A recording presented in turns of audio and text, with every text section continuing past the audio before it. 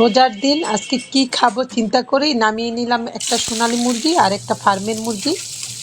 সোনালী মুরগিটা এখন আমি গা মাখা ভুনা করে নিব, আর ফার্মের মুরগিটা একটু বাচ্চাদের ভেজে দিব, চিকেন ফ্রাই বানিয়ে দিব। হ্যালো, আসসালামু আলাইকুম এভরিওয়ান, ওয়েলকাম জানাচ্ছি আমার এই কিচেনে।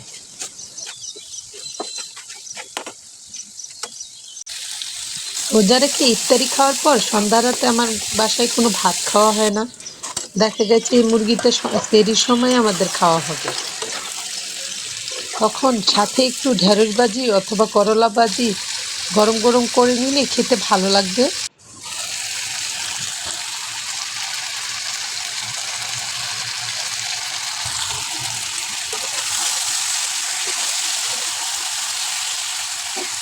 এখন আর কিছু রান্না করব না, ইফতারিতে চলে যাব, সময় একটু কমই আছে।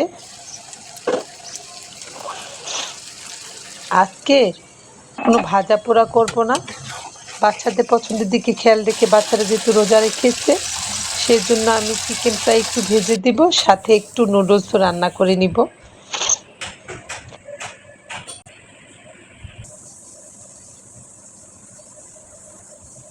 চিকেনটা আমি দুপুরবেলায় ম্যারিনেট করে রেখে দিয়েছিলাম সব রকম মশলা দিয়ে। যেহেতু সময় লাগে ম্যারিনেট হতে, ঢেকে রেখে দিয়েছিলাম, বিকালবেলা ঝটপট ভেজে দিয়েছি। আজকে নুডলসটা আমি একটু সবজি দিয়ে রান্না করে নিব। সবগুলি নুডলস একসাথে করে একটা প্যানে সিদ্ধ বসিয়ে দিচ্ছি।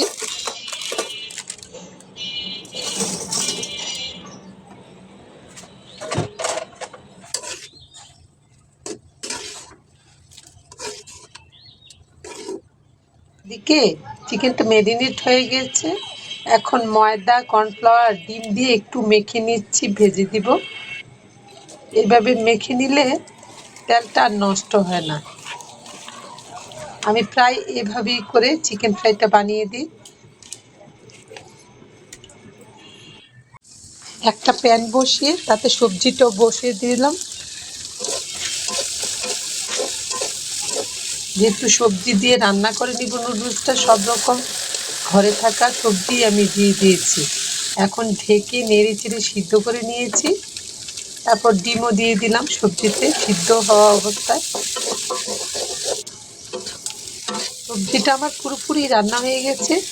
এই অবস্থায় সিদ্ধ করে রাখা নুডলসগুলি আমি দিয়ে দিলাম জটা ছুটিয়ে, নেড়ে চেড়ে সবজির সাথে মিশিয়ে দেব।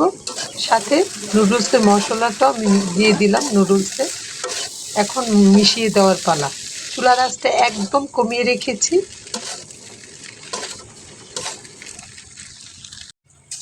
এর মধ্যে ইফতারির সময় প্রায় হয়ে এসেছে, আমারও তাড়াহুড়ো লেগে গেল। আমি অন্য একটা চুলায় চিকেন ফ্রাইটা ভাজা বসিয়ে দিয়েছি। এমন একটা জিনিস আগে ভেজে রাখলে খেতে একটু ভালো লাগে না। আমি অবশ্য সবাইকে গরম গরম দেওয়ারই চেষ্টা করি। এই জিনিসটার জন্য আমি আমার পতির কাছ থেকে অনেক বকা খেয়েছি। বলে যে তুমি আগেই ভেজে রাখো না কেন, গরম গরম খাওয়ার কি দরকার এত, ঠান্ডা খেতে পারি, তোমার অসুবিধা কি? তারপরেও আমার ভালো লাগে না। সবাই ভালো থাকবেন, আল্লাহ হাফেজ।